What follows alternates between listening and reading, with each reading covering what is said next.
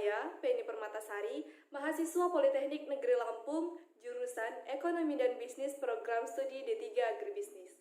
Baiklah, di sini saya akan memenuhi tugas manajemen pemasaran tentang menganalisis segmenting, targeting, dan positioning. Dan setelah itu, saya akan menganalisis STP dari pudding cat dan pudding art. Baiklah, di sini saya akan memenuhi tugas manajemen pemasaran tentang menganalisis segmenting, targeting, dan positioning. Nah, setelah itu saya akan menganalisis STP dari pudding cake dan pudding art. Sebelum saya menganalisis pudding cake dan pudding art, di sini saya akan menjelaskan pengertian dari segmenting, targeting, dan positioning. Yang pertama yaitu pengertian dari segmenting.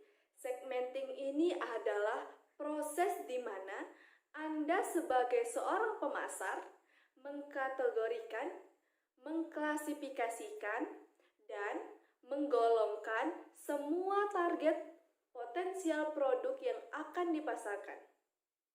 Nah, segmenting pasar ini adalah membagi pasar menjadi bagian-bagian berdasarkan pembeli dan kebutuhan, karakteristik atau perilakunya, dan lain sebagainya. Selain itu, segmenting memungkinkan perusahaan mendapatkan gambaran yang lebih jelas mengenai peta kompetisi serta menentukan posisi pasar perusahaan. Nah, di dalam segmentasi ini ada 3 pola segmentasi pasar. Yang pertama yaitu preferensi homogen. Preferensi homogen ini merupakan pola yang menunjukkan bahwa konsumen memiliki preferensi yang sama terhadap produk atau jasa yang ditawarkan. Pola yang kedua yaitu preferensi yang menyebar. Merupakan pola yang menunjukkan bahwa konsumen memiliki preferensi yang beragam terhadap suatu produk atau jasa yang ditawarkan. Pola yang ketiga yaitu preferensi yang mengelompok. Nah, artinya adalah pola ini menunjukkan bahwa konsumen memiliki preferensi yang berkelompok-kelompok, di mana konsumen yang berada di satu kelompok memiliki kesamaan preferensi. Selanjutnya yaitu di segmentasi ini ada beberapa dasar segmentasi pasar. Yang pertama yaitu segmentasi geografis.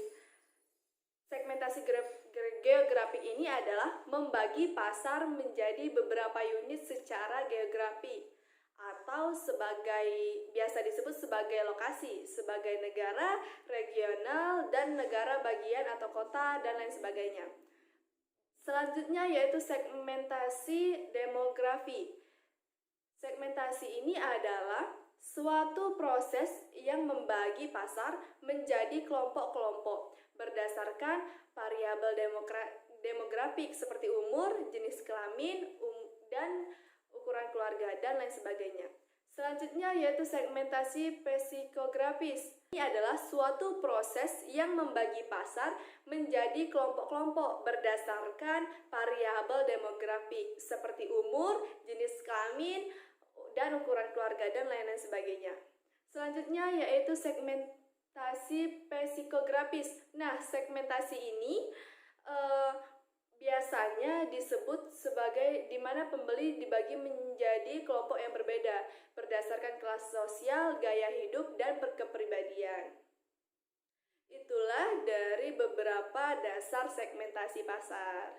Selanjutnya yaitu syarat-syarat segmentasi yang efektif. Nah, ini adalah syarat-syarat bahwa menunjukkan segmentasi itu yang efektif atau tidak. Syarat-syarat segmentasi yang efektif yang pertama yaitu tertukar. segmen pasar terus harus dapat membantu perusahaan dalam mengukur potensi pasar, gaya beli konsumen, serta ukuran alokasi sumber daya. Itulah yang dimaksud dengan tertukar. Yang kedua yaitu banyak. Banyak di sini bermaksud tentang segmen tersebut harus besar untuk dilayani. Nah, segmen ini harus besar dan portabel untuk dilayani. Selanjutnya yaitu dapat diakses. Dapat diakses di sini dimaksud sebagai segmen tersebut harus mudah dijangkau untuk dilayani. Dan selanjutnya yaitu dapat dibedakan. Dapat dibedakan di sini segmen tersebut harus dapat dibedakan dengan jelas. Selanjutnya yaitu dapat dilayani. Dapat dilayani di sini artinya segmen tersebut dapat dijangkau atau dilayani dengan sumber daya manusia yang dimiliki perusahaan tersebut. Itulah pengertian dari segmentasi, pola, dasar, dan segmentasi yang efektif. Nah, selanjutnya yaitu targeting. Pengertian dari targeting merupakan sebuah sasaran siapa yang dituju. Dalam menentukan targeting, maka dilakukan berbagai survei untuk dapat mengetahui keadaan pasar nantinya. Akan ketika proses pemasaran tidak salah sasaran. Nah, di sini ada 3 kriteria dalam menentukan target pasar. Yang pertama, yaitu perusahaan harus memastikan bahwa segmen pasar yang dibidik cukup besar dan akan cukup menguntungkan bagi perusahaan. Yang kedua, yaitu strategi targeting harus didasarkan pada keunggulan kompetitif perusahaan yang bersangkutan. Yang ketiga, yaitu segmen pasar yang dibidik harus didasarkan pada situasi pasar yang persaingannya. Nah, di target ini mempunyai pola, yaitu ada 5 pola yang membidik target pasar. Yang pertama yaitu pola single segment concentration. Nah, maksudnya adalah perusahaan dapat memilih satu segmen saja. Jadi single segment concentration ini adalah perusahaan tersebut hanya memilih satu segmen saja. Yang kedua yaitu selective specialization. Nah, maksudnya adalah perusahaan mengoleksi berbagai segmen. Yang ketiga yaitu product specialization. Artinya adalah perusahaan berkonsentrasi membuat produk khusus atau tertentu. Yang keempat yaitu market specialization. Market specialization ini adalah maksudnya perusahaan berkonsentrasi melayani berbagai kebutuhan dalam kelompok tertentu.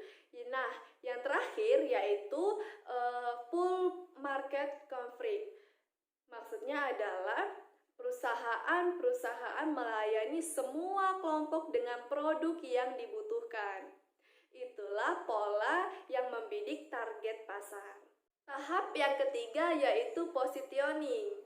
Positioning ini adalah bagaimana Anda atau perusahaan menetapkan posisi di mata pelanggan jika dibandingkan dengan pesaing. Dalam hal ini termasuk brand image, manfaat yang dijanjikan, sehingga menjadi alasan bagi konsumen memilih produk Anda, tidak produk persaing. Secara umum, Anda bisa menetapkan ingin seperti apa posisi perusahaan pada persaingan yang ketat. Cara menentukan positioning yang pertama yaitu kajian terhadap konsumen atau customer. Yang kedua yaitu kajian pada kapabilitas perusahaan atau company. Yang ketiga yaitu kajian pada pesaing atau kompetitor. Yang keempat yaitu kajian terhadap perubahan yang terjadi dalam lingkungan bisnis. Itulah cara menentukan positioning. Baik, selanjutnya yaitu saya akan mengenalkan segmentasi, targeting, dan positioning pada produk puding cake dan puding art. Nah, segmentasi pada puding cake dan puding art yaitu melihat dan menyesuaikan dengan apa yang diinginkan dan apa yang disukai dalam produk ini adalah jenis makanan yang bisa digunakan sebagai makanan penutup maupun makanan tambahan, serta makanan untuk acara tertentu seperti puding cake dan puding art. Jadi, puding ini melihat apa yang disukai oleh orang dewasa hingga ke anak-anak. Nah, selain rasanya yang manis dan enak, puding ini juga dapat menarik perhatian pelanggan dengan tampilannya yang menarik. Nah, dalam produk ini bisa digunakan sebagai makanan penutup dan makanan tambahan. Yang kedua yaitu targeting dari puding cake dan puding art.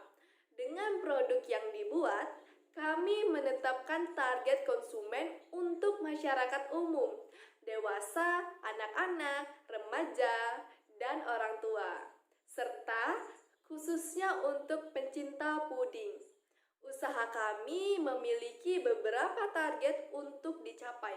Di antaranya, target jangka pendek yaitu usaha kami dapat berjalan dengan image usaha yang baik dengan menjadi panutan bagi setiap pengunjung. Mengapa sebagai panutan? Karena usaha ini jarang sekali dilakukan oleh orang-orang lain, di mana kita bisa menikmati rasa puding yang manis dan juga bisa menikmati penampilan dari puding tersebut. Target yang kedua yaitu target jangka menengah. Usaha kami dapat berkembang dan membuka cabang di kota-kota besar, serta meningkatkan pelanggan. Target yang ketiga yaitu target jangka panjang, yaitu menjadi toko yang paling ternama di seluruh Indonesia. Itulah target terbesar kami ataupun jangka panjang kami menjadi toko yang ternama di Indonesia. Selanjutnya yaitu proses positioning dalam puding cake dan puding art ini. Dalam pemosisian ini, strategi yang digunakan yaitu kami melakukan promosi di penjualan awal dengan memberikan percobaan secara gratis, sehingga produk ini dapat menarik dan mendapatkan image yang baik di mata konsumen. Kenapa kami melakukan percobaan secara gratis terlebih dahulu? Karena agar konsumen dapat mencicipi atau menikmati terlebih dahulu puding ini secara gratis, sehingga apabila mereka telah mengetahui rasa dari puding ini, mereka akan ketagihan sehingga mereka dapat membeli puding cake dan puding art yang telah kami sediakan. Itulah mengapa kami memberikan percobaan gratis untuk awal dari percobaan puding ini. Mungkin cukup sekian dari saya. Apabila ada kata-kata salah, saya mohon maaf. Kepada Allah saya mohon ampun. Saya akhiri wabillahi taufiq wal hidayah. Wassalamualaikum warahmatullahi wabarakatuh.